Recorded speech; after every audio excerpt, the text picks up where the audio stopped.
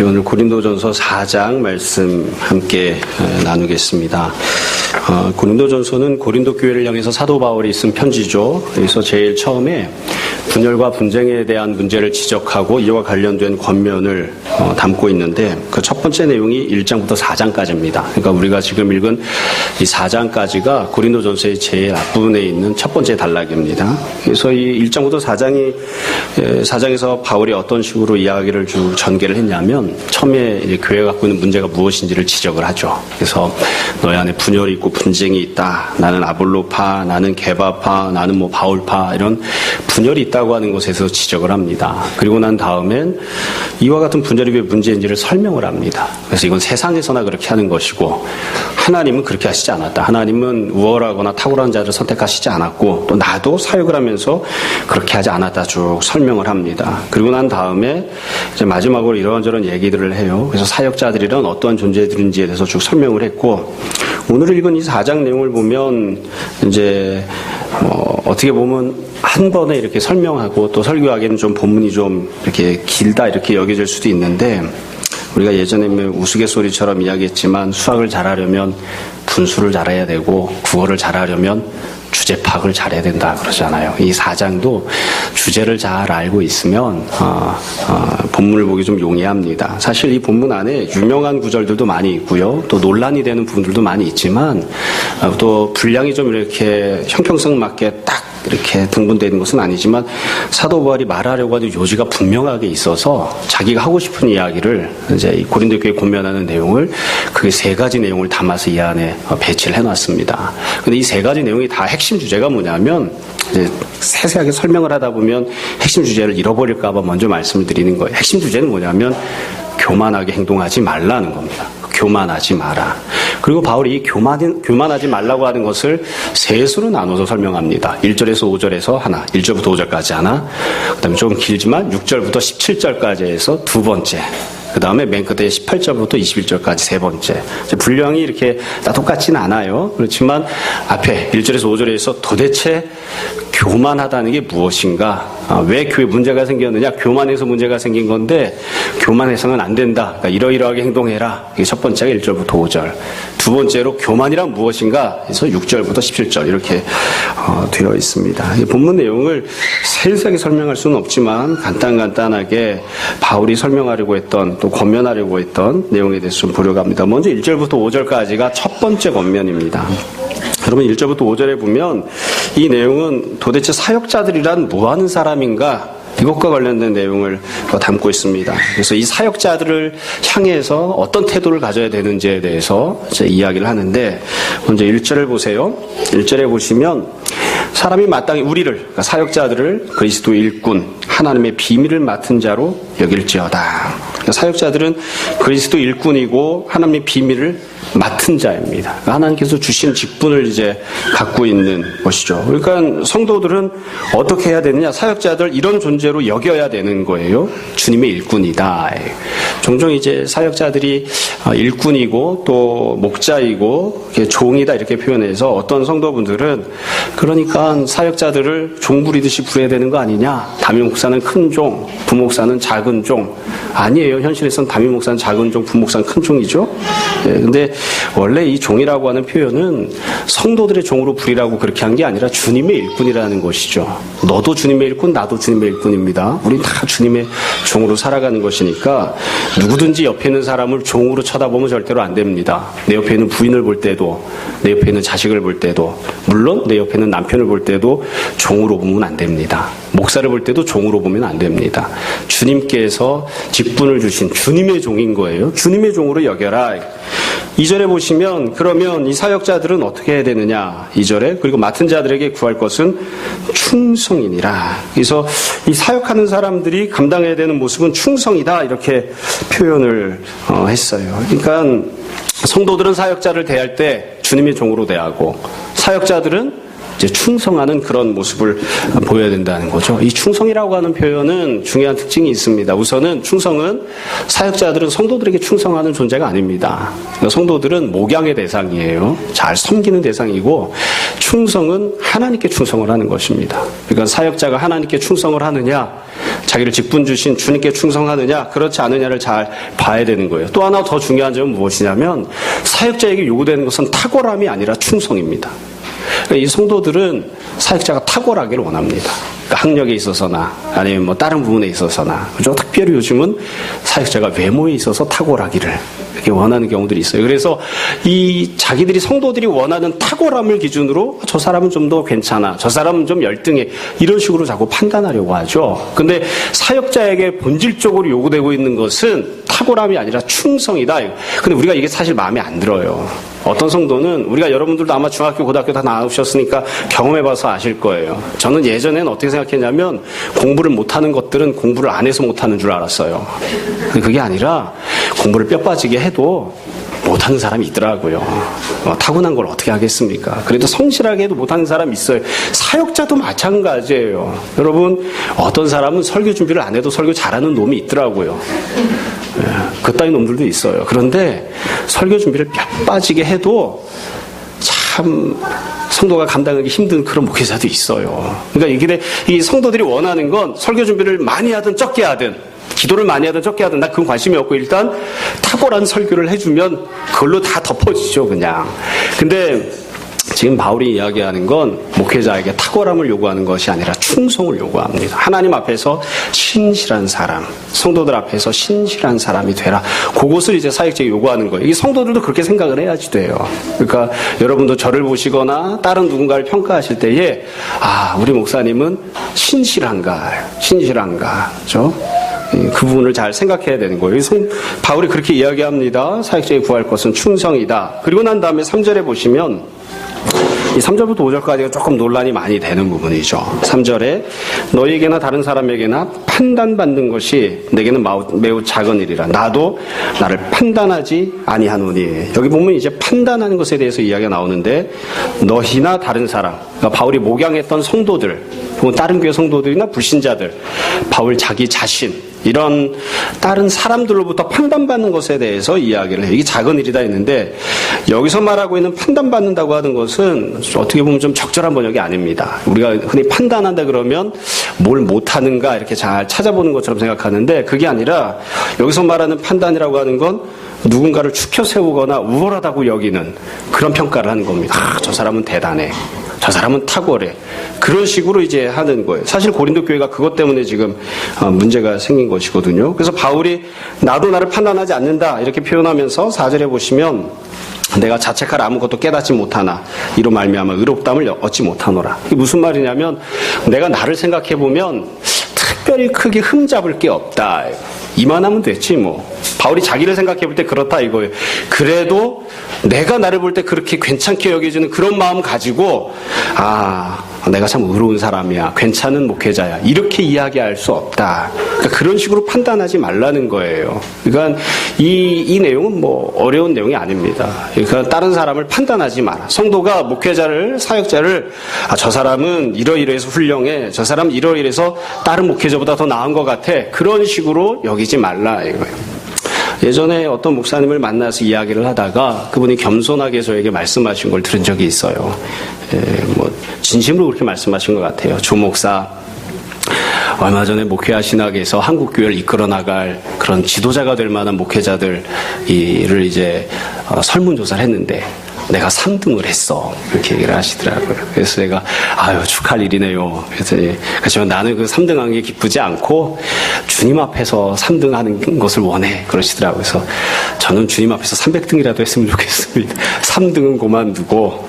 근데 이 판단한다고 하는 건 뭐냐면, 목회자들을 쭉 세워놓고 저 사람은 1등, 저 사람은 2등, 저 사람은 3등, 이렇게 판단하는 거예요. 그러니까 제가 지금 아까 이야기했던 예는, 그러니까 그따위 조사를 어떤 놈이 했는지 모르겠어요.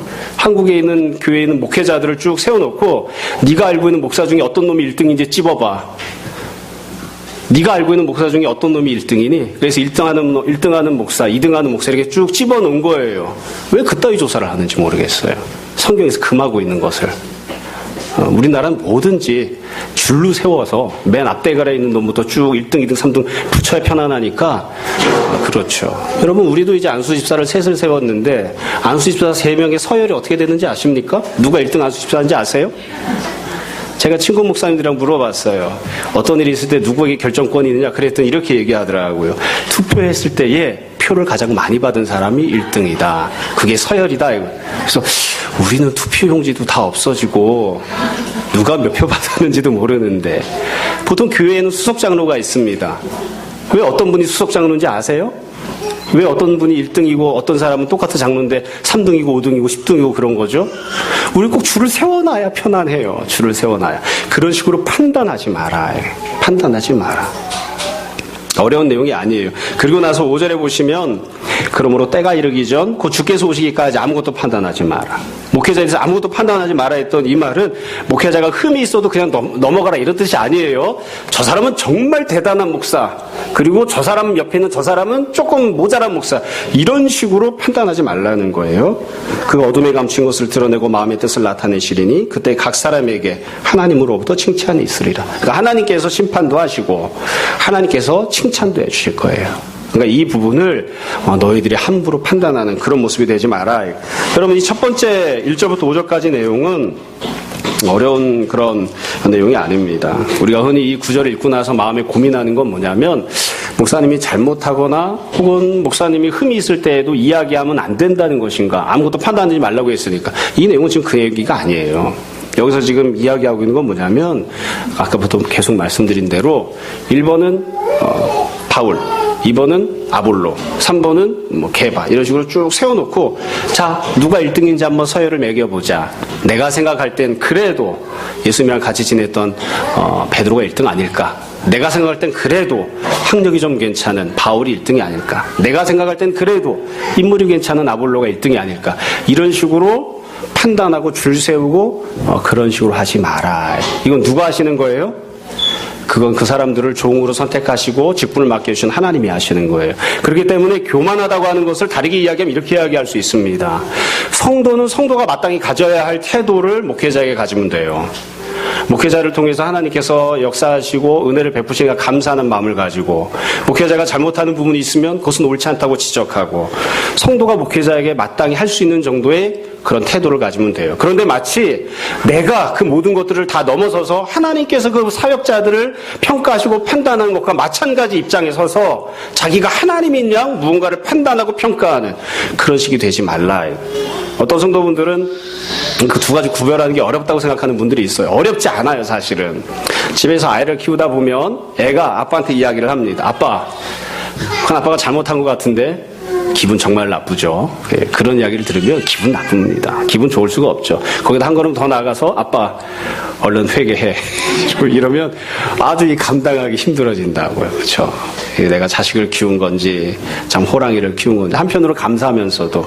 그런데 아이가 아빠가 뭔가를 잘못한 것을 이야기할 때에, 그것을 이야기할 때 이게 이 아빠 입장에서 들을 때 마치 할아버지가 나에게 이야기하는 것 같이 이야기를 하는지 아니면 자식이 나에게 이야기하는 것처럼 이야기하는지 얼마든지 알 수 있습니다. 그 구별이 안 가나요? 예?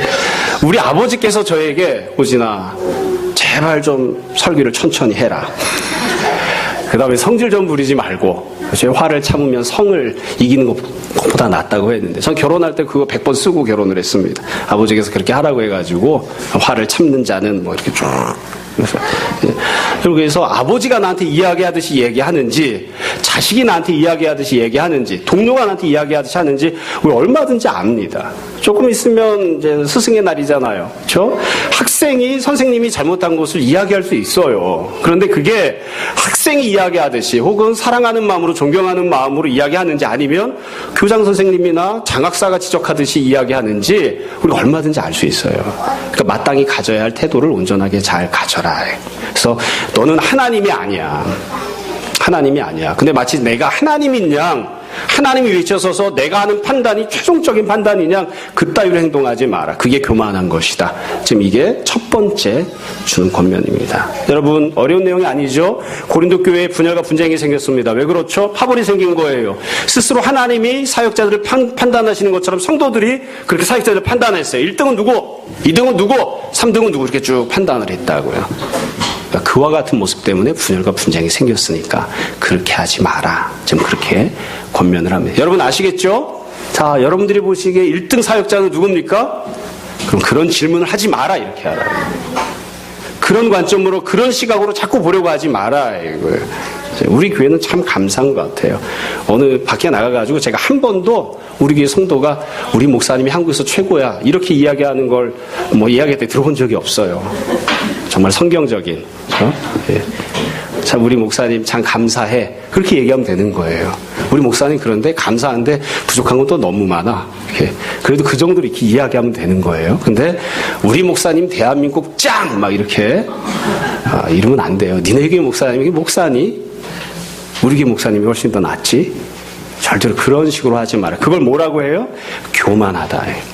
교만하다. 그렇게 하지 마라. 두 번째로 6절부터 17절까지 내용인데요. 사실 오늘 본문에서 제일 긴 부분이 6절부터 17절이고 제일 중요한 부분도 이 부분입니다.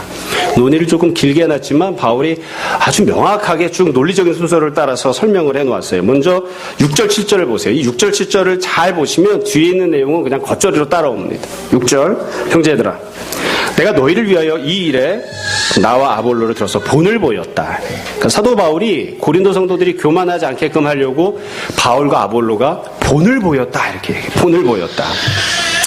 이는 너희로 하여금 기록된 말씀 밖으로 넘어가지 말라 한 것을. 그래서 이 교만하냐 교만하지 않느냐 기준을 기록된 말씀, 바울이 이제 말씀을 가르치는 사역을 했으니까 말씀대로 해야지 된다 하고서는 그 다음에 우리에게서 배워. 그러니까 바울과 아볼로 자신이 본을 보인 거잖아요. 그러니까 자기들이 본을 제시하는 것을 통해서 고린도 성도들에게 가르치는 거예요. 무엇이 교만하지 않은 것인지, 무엇이 교만한 것인지.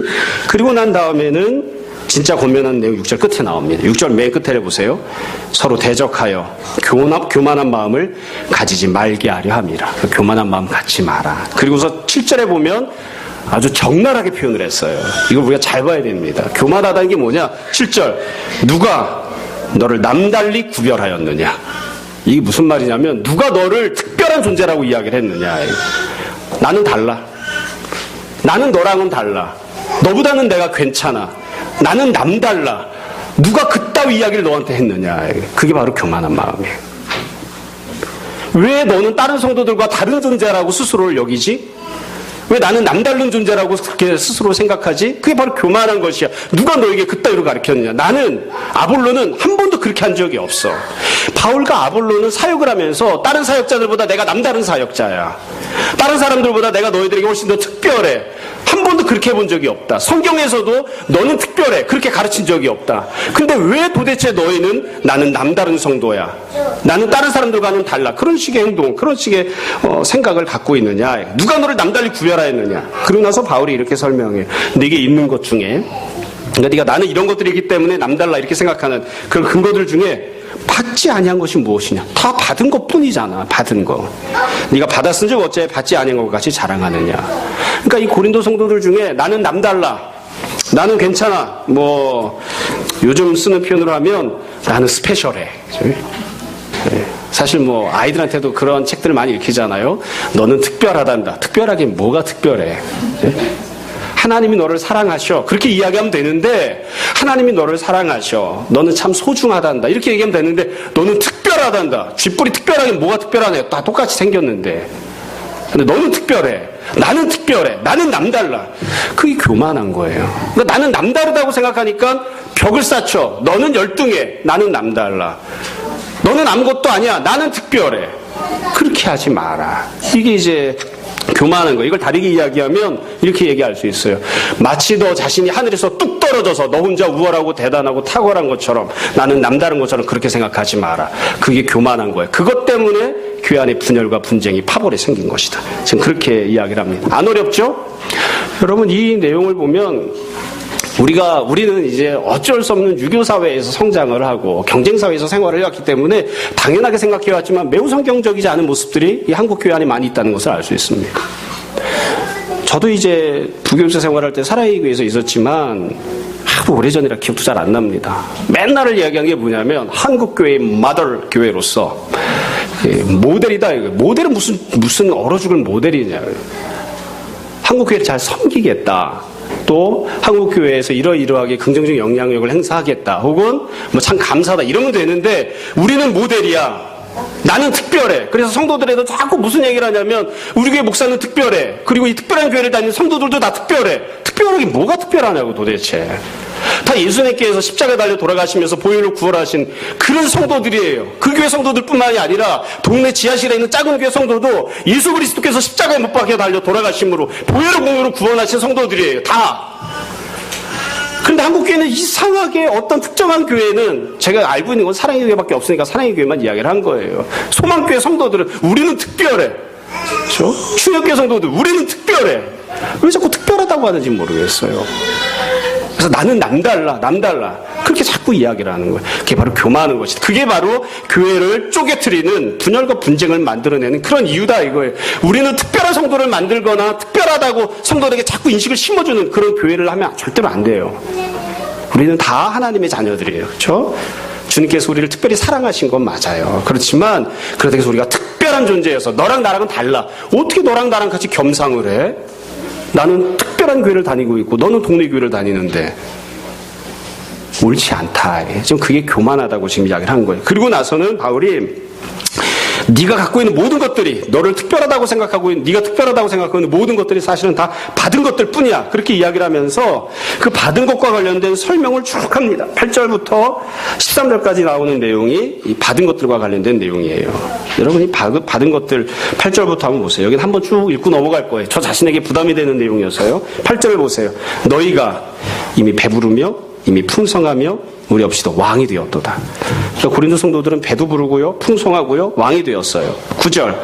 내가 생각한 건데 하나님이 사도인 우리를 죽이기로 작정돼 같이 끄트머리에 두셨으며 사도들은 어떻게 되었냐면 끄트머리에 있어요. 맨 꼴찌예요. 사도들은 꼴찌. 이 말씀 순종하기 위해서 오늘 밥 제가 꼴찌로 먹겠습니다. 사도들은 맨 끝에 있어요. 맨 끝에. 우리는 세계고 천사 사람에게 구경거리가 되었다. 마치 십자가를 꽂아놓고 사람들이 구경했던 것처럼 사역자들은 끄트머리에 있고 구경거리가 돼버렸어요.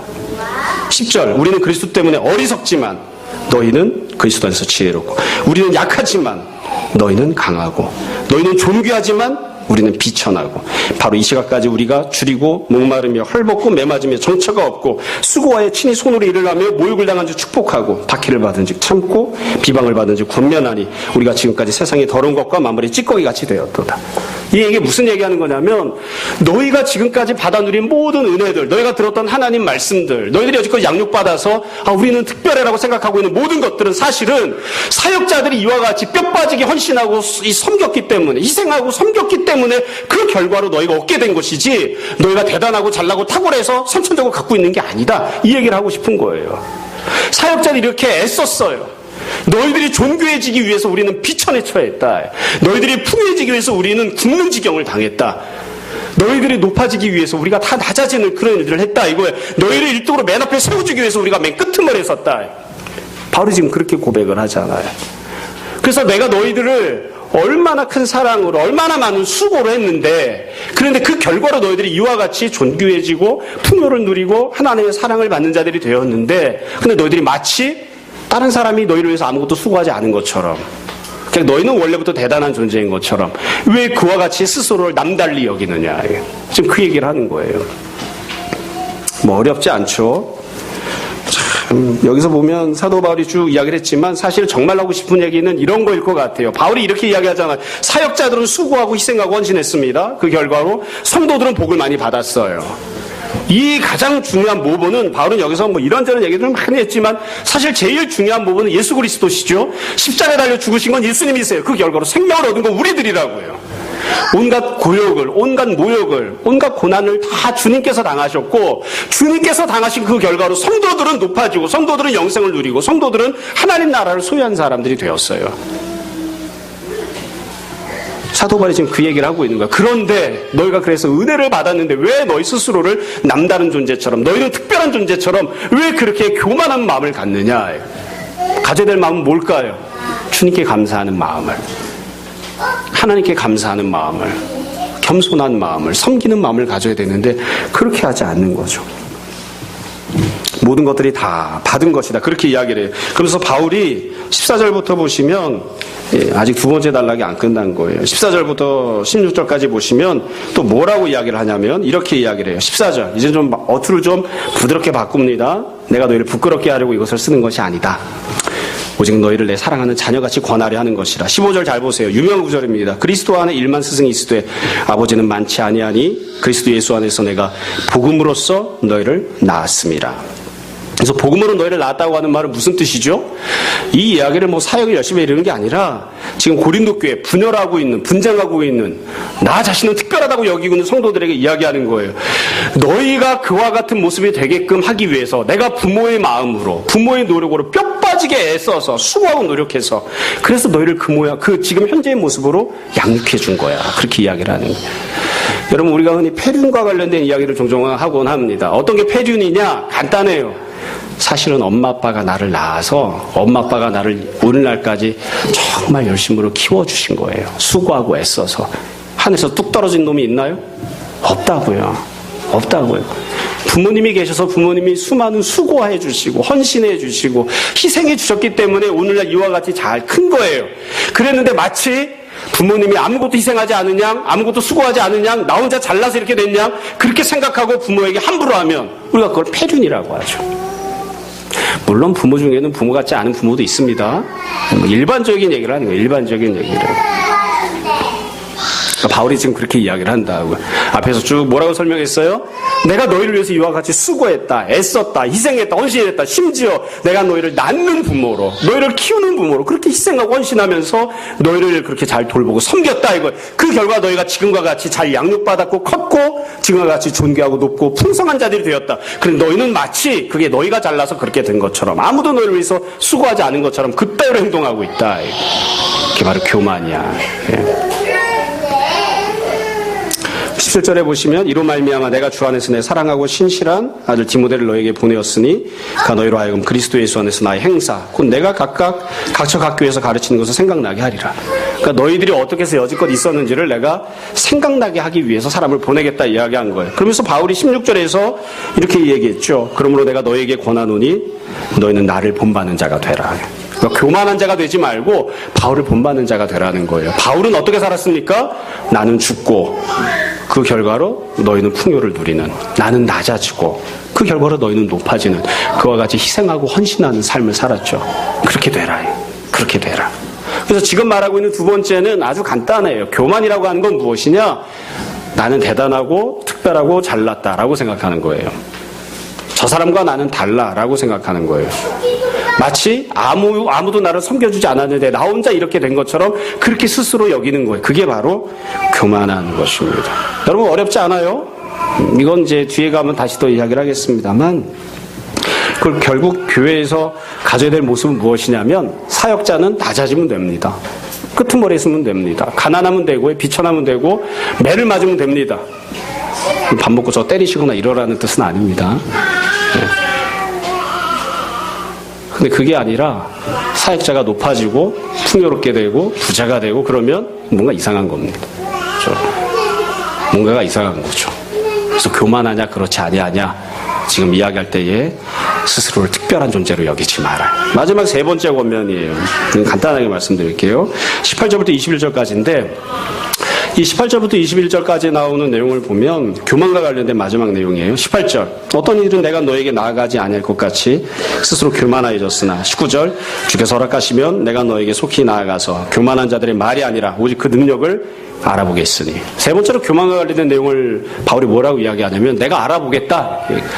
그러니까 이 교회 안에 두 부류의 지도자들이 있는 거예요. 하나는 사도 바울처럼 또 아볼로처럼 그렇게 열심으로 희생하고 섬기며 사는 그런 사역자가 있고, 또 하나의 교육자가 있는데, 목회자가 있는데, 또 하나가 뭐냐면 교만한 교육자들인 거죠. 능력은 없고 말로만 하는 그런 교육자예요. 여기서 말하고 있는 능력을 알아보겠다고 하는 능력이라고 하는 건 뭐냐면 십자가를 지는 능력입니다. 막 영이 세계가 막 환해가지고 뭐가 보이고 대단하고 학벌이 대단하고 외모가 대단하고 이걸 능력이라고 이야기하고 있는 게 아니에요.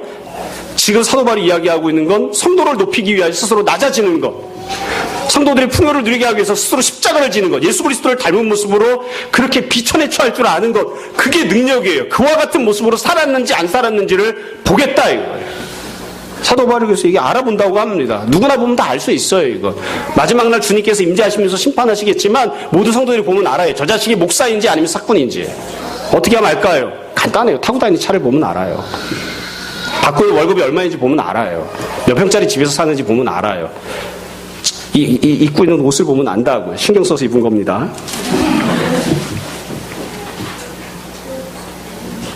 삶은 어쩔 수가 없는 것 같아요. 입는 옷이나 이런 것 때문에 시험에 드는 게. 저도 전도사 때 담임 목사님께서 이 예배 끝나고 나서 앞에 쭉 줄 서서 인사하시는데 딱 봤더니 버버리를 입으셨더라고요. 제가 아는 유일한 명품이 버버리였어요.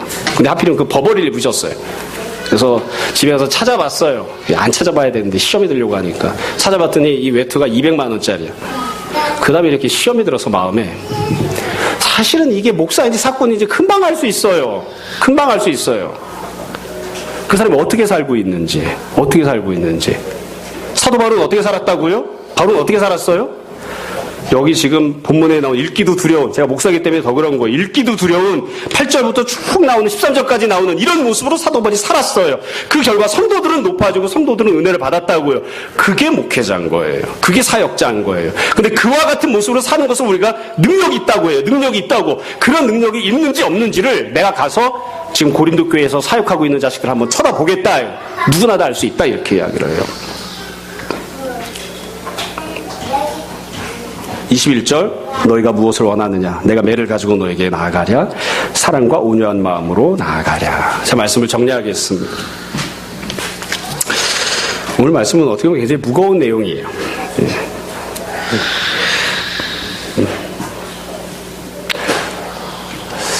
목숨을 걸고 우네. 말씀을 정리할게요. 여러분 고린도 교회 분열과 분쟁이 생겼습니다. 이유가 뭐죠? 교만 때문입니다. 교만하기 때문입니다. 그러니까 지금 사도 바울이 이 첫 단락 1장에서 4장까지 단락을 정리하면서 맨 마지막 결론을 이렇게 내리고 있어요. 교만하지 마라. 교만 때문에 문제가 생겼으니까 교만하지 마라. 이따가 오후에 전반적인 이야기하면서 다시 말씀드리겠지만 바울은 기도해라 이런 얘기 안 해요. 말씀 열심히 읽어라 이런 얘기도 안 해요. 모여서 예배드려 이런 얘기도 안 해요. 교만 때문에 문제가 생겼으니까 교만하지 마라 이렇게 이야기를 해요. 교만 때문에 문제가 생긴 겁니다. 교만하지 마라. 한편으로 보면 참 감사한 것 같아요. 목사가 바람을 피거나 목사가 교회 돈을 뜯어먹거나 아니 목사가 어떤 부정한 일을 저질러서 문제가 생긴 게 아니에요. 만약 그랬으면 바울이 그렇게 얘기했을 거예요. 지금 교만이 문제이기 때문에 교만하지 마라 명령하는 것처럼 목사가 돈을 뜯어먹었기 때문에 문제가 생겼으면 그 자식을 끌어내라 그랬을 거예요 아마. 교만 때문에 문제가 생겼거든요. 교만하지 마라. 첫 번째 네가 하나님의 자리에 스스로 앉지 마라.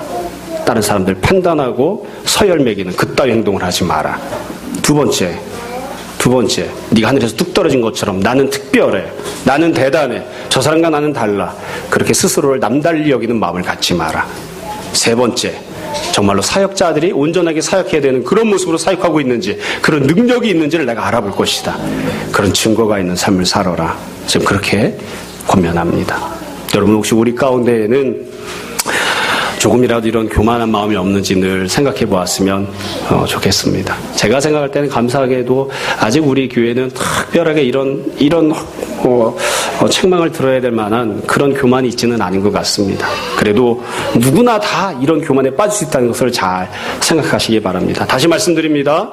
절대로 나에게 가르치는 사람들 줄 세워서 1등부터 10등까지 서열 매기지 마십시오. 안 어렵죠? 절대로 나는 남달라, 나는 너랑은 달라 그런 마음 갖지 마십시오. 그리고 언제든지 내가 어떤 모습인지를 다른 사람들에게 평가받을 수 있다는 것을 늘 생각하고 참으로 능력 있는 모습으로 그렇게 살아갑시다. 날마다 주님 앞에서 겸손한 모습으로 은혜를 받으면 받을수록 더욱더 간절하게 기도하고 은혜를 구하는 가난한 심령의 성도로 살아가시기를 주님 이름으로 축원합니다. 이 시간 잠시 기도하겠습니다.